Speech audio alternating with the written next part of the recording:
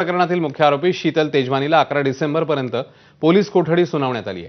3 तासांच्या सुनावणी दरम्यान तेजवानीला 14 दिवसांची पोलीस कोठडी देण्याची मागणी ही सरकारी वकिलांनी केली होती। कोरेगाव पार्क येथील 40 एकर जमिनीच्या विक्री प्रकरणी मुख्य आरोपी शीतल तेजवानीला काल अटक करण्यात आलेली। या जमीन व्यवहारामुळे अजित पवारांचे पुत्र पार्थ पवार यांच्या भोवती संशयाचं धुकं निर्माण झालंय।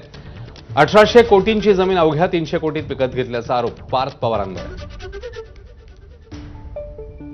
सदर मिळकत खरेदी देण्याचा शीतल तेजवानीला कुठल्याही प्रकारचा हक्क व अधिकार नव्हता। ती प्रॉपर्टी जी आहे ती शासनाचीच आहे।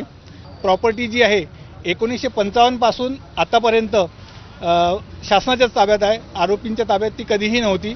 त्यामुळे त्यांनी जे खरेदी खत केलेलं आहे ते बिनताब्याचं खरेदी खत आहे असं आमचं कंटेन्शन होतं।